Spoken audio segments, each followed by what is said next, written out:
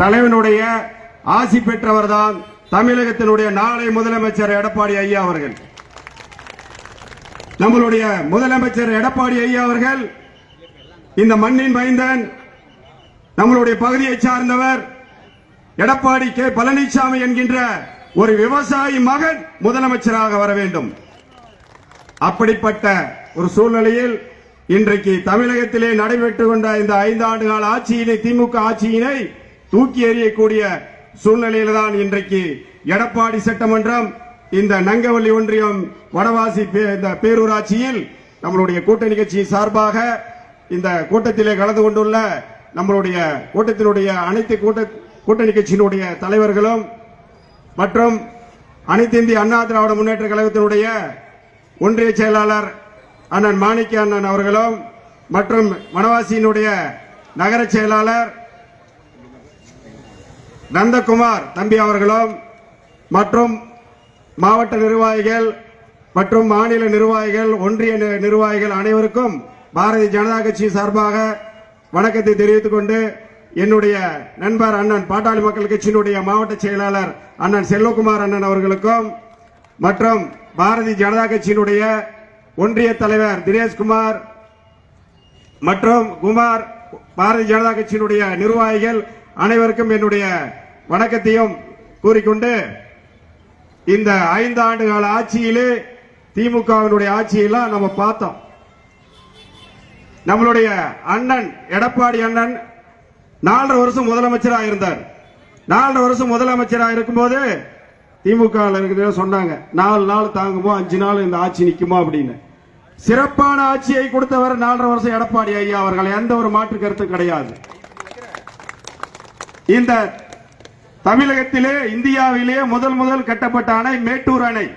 இந்த மேட்டூர் அணையினுடைய நீர் தென்னகத்தை சேர்ந்து தென் மாவட்டத்துக்கு போகின்றது. இந்த நீரை வடக்கே திருப்பி தென்கிழக்கிலே திருப்பி நம்மளுடைய பகுதியில் நீரை பாக்கி செய்தவர் எடப்பாடி ஐயா அவர்கள். இன்னைக்கு வனவாசியிலே இந்த பேருந்துகளிலே இங்க இந்த காவிரி நீர் போகுதுன்னா இதுக்கு யார் காரணம்? கிட்டத்தட்ட 75 ஆண்டுகள் சுதந்திரம் வாங்கி இந்த காவிரி நீரை நாம் எல்லாம் பார்க்க முடியாத ஒரு சூழ்நிலையில் இருந்தோம். அப்படிப்பட்ட சூழ்நிலையில் ஆட்சி செய்தவர் தான் எடப்பாடி ஐயா அவர்கள். எண்ணற்ற திட்டங்களை மத்தியில் இருந்து நிதியை பெற்று வாங்கி கொடுத்தார்.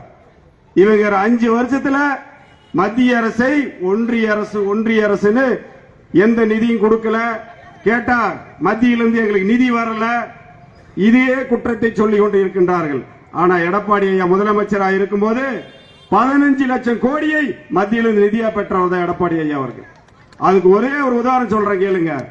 எந்த ஒரு லஞ்ச லாவண்யம் இல்லாமல் 11 மெடிக்கல் கல்லூரி ஒரே வருஷத்தில் வாங்கி கொடுத்தார் இந்த தமிழகத்திற்கு. திமுக இன்னைக்கு 5 வருஷத்துல ஒரு மெடிக்கல் கல்லூரி, ஒரு காலேஜ் வாங்கி கொடுத்திருக்காங்களா? கிடையாது. அதே மாதிரி இந்த வனவாசி பகுதியில் நம்மளுக்கு இங்க கல்லூரியை கொண்டு வந்து கொடுத்தவர் எடப்பாடி ஐயா அவர். மேல் ரோட்ல பாலிடெக்னிக் கல்லூரியை.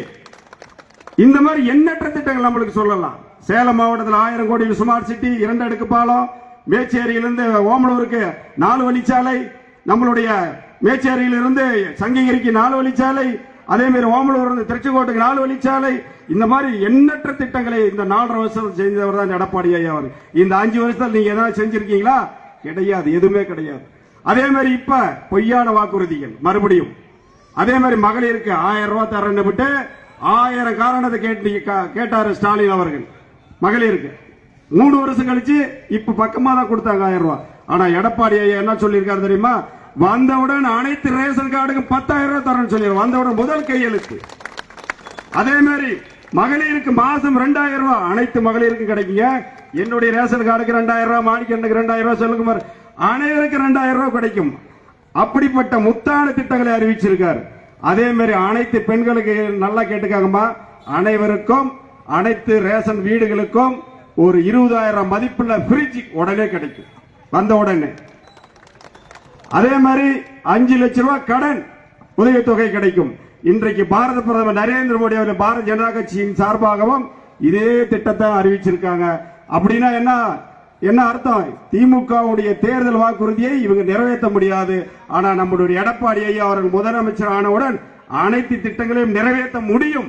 அதற்கு ஒரே காரணம் மத்தியில் இருக்கின்ற பாரதிய ஜனதா கட்சியுடைய ஆட்சியும் தமிழகத்தில் இருக்கின்ற எடப்பாடி ஐயா அவர் ஆட்சியும் ஒன்று சேரும் போது இணக்கமான ஆட்சி நடைபெறும் போது மத்தியில் இருந்து வந்தவுடன் 5 லட்சம் கோடியை நிதியாக பெற்று இந்த திட்டங்களை அனைத்தும் செய்வார் எடப்பாடி அவர்கள்.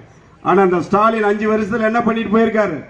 75 ஆண்டுகள் இல்லாத தமிழகத்திலிருந்து கிட்டத்தட்ட 11 லட்சம் கோடியை தமிழகத்துடைய கடனை செலுத்தியுள்ளார். நம்மளுடைய வடிவேல் படத்துல சொல்ற மாதிரி எல்லாம் வளர்ந்துருச்சுங்கிறாரு ஸ்டாலின். இந்தியாவிலேயே நம்பர் 1 மாநிலம் தமிழ்நாடுங்கிறாரு. இந்தியாவிலேயே நம்பர் 1 சிறப்பாக செயல்படுகிற தமிழ்நாடுங்கிறார். என்னடா வளர்ந்துருச்சு அப்படின்னு பார்த்தா ஸ்டாலின் தலையில இருக்கிற முடி மட்டும் தான் வளர்ந்துருச்சு.